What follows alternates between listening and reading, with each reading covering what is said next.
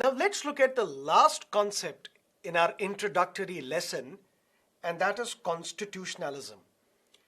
What do we mean by constitutionalism? This concept is often attributed to John Locke, who is known as one of the important political scientists and theorists of all time. John Locke says that government should, must be, and can be limited in its powers. This is where we come across a doctrine called doctrine of limited government, which means the powers available with the government are not unlimited. There is a limitation on the powers of the government. It's not that the government can do anything. It's not that the government has unlimited power to make any changes. Government has to be limited in its powers. And whether this government is legitimate or not will be decided by the fact whether they are observing these limitations or not. Long story short, here is a government. Can this government be given unlimited powers? No. John Locke says no. You'll have to limit this government. The government can and should be limited in its powers. There are some things that you cannot allow this government to do. The government should not violate your right to life and liberty. The government should not be allowed to flirt with your privacy. The government should not be allowed to violate rule of law. The government should not be allowed to violate A, B, or C. The government can and should be limited in its powers. And is this government legitimate or illegitimate? Will be based on the fact whether this government is accepting these limitations or not. If this government is blatantly misusing its powers, what do we call such a government? Illegitimate government. That's why some people allege that this government is illegitimate. This government is doing unconstitutional things. Any government for that matter, government of another country, it's unconstitutionally working. It's not observing these limitations. That means constitutionalism as an idea, which is attributed to political theorists such as John Locke. According to this concept, the governments can and ought to be limited in its powers. And its credibility, its legitimacy depends upon whether it is observing these limitations or not. In India, there are various tools on the basis of which we implement constitutionalism. We practice constitutionalism. We practice what is known as the doctrine of limited government. What are the ways in which we implement constitutionalism in India? Number one, separation of powers. We have a government. Can this government make laws? No. Can this government punish people for committing crimes? No. For punishing people who commit crimes, that's the job of the judiciary. For making laws, that's the job of the legislature. So separation of powers is one way of ensuring that we follow constitutionalism. Otherwise, the government can call anybody anti-national and punish those individuals. The government can start making its own laws. Separation of powers is one way of ensuring constitutionalism. Another way is responsible and accountable government. If you like a government, if you like the working of a government, every 5 years there are elections and you can vote this government back to power. If not, there is another way of keeping a check on the government by the people. Every 5 years, if a government is not fulfilling its constitutional obligation, if it is violating constitution, if it is flouting the constitution, if it is creating unnecessary hurdles for the people, if this government is doing something which is not allowed by the constitution, then this government can be voted out of power by the people. So one way of ensuring constitutionalism is through separation of powers. The other is through responsible and accountable government. The government is accountable to the public. If this government is performing actions which are unconstitutional, which are unethical, this government will be voted out of power. That means people will keep a check on the powers of the government. Third, popular sovereignty. Sovereignty lies with the people. This is where our constitution starts as well.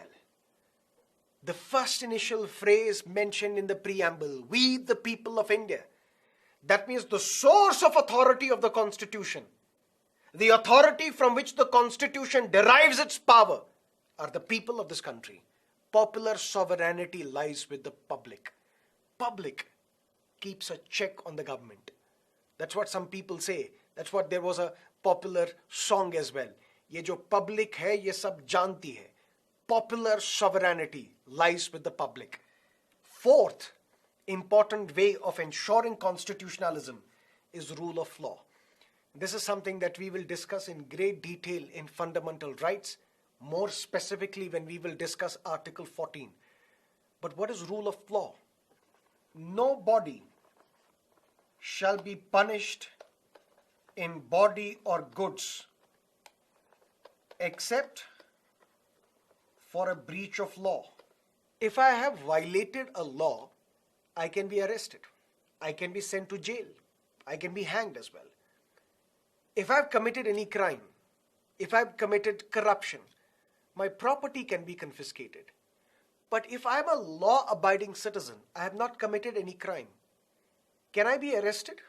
No, I should not be. If I'm arrested without committing any crime, then rule of law is violated. The first important principle of rule of law is that nobody shall be punished in body or goods except if this person has violated law. It is this rule of law which ensures constitutionalism, which keeps a check on the powers of the government. Another, independent judiciary. Even if the government arrests you, even if the police, which is under the government, arrests you, even if you have not committed any crime, even if you are a law-abiding citizen and the government has used the police machinery and got you arrested, the independent judiciary will set me free. The independent judiciary, which is the custodian of the Constitution, which is the guarantor of my fundamental rights, which is the protector of my fundamental rights, which will ensure constitutionalism. And then we have the individual rights mentioned in the Constitution. Fundamental rights, for example. We say these fundamental rights are negatively worded. What do we mean by negatively worded fundamental rights? The state shall not deny equality. The state shall not discriminate. The state shall not deprive an individual of his right to life and personal liberty. The state shall not do this, the state shall not do that. That means fundamental rights chapter. These individual rights, they impose limitations on the powers of the government. That the powers available with the government are not unlimited. There is a limitation on these powers. The government should not violate the right to life, liberty, privacy, dignity of an individual. And it is through this that we ensure constitutionalism. Long story short, what is constitutionalism? Constitutionalism means that the government can and should be restricted in its powers, limited in its powers. It does not have unlimited powers to do anything that it wishes to do. It has to follow the Constitution. How do we keep a check on this government?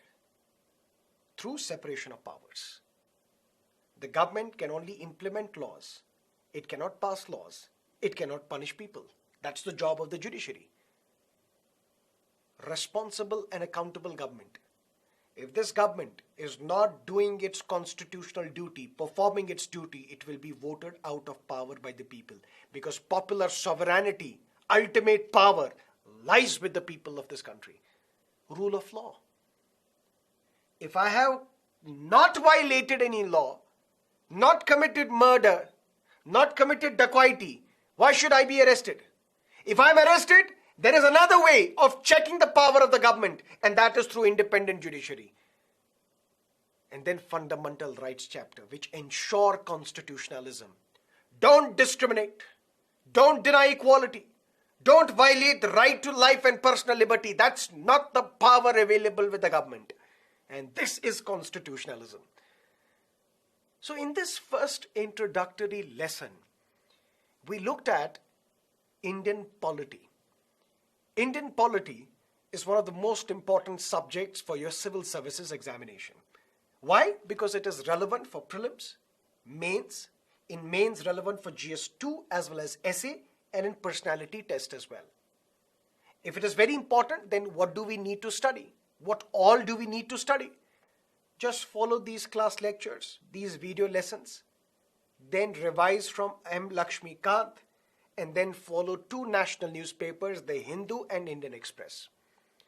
But what exactly do we have to study in Indian polity? Three things: constitution, laws passed by the parliament, judicial verdicts. Then we discussed what is a constitution. We looked at various types of constitution: written, unwritten, enacted, evolved, unitary and federal. And we kept the discussion open.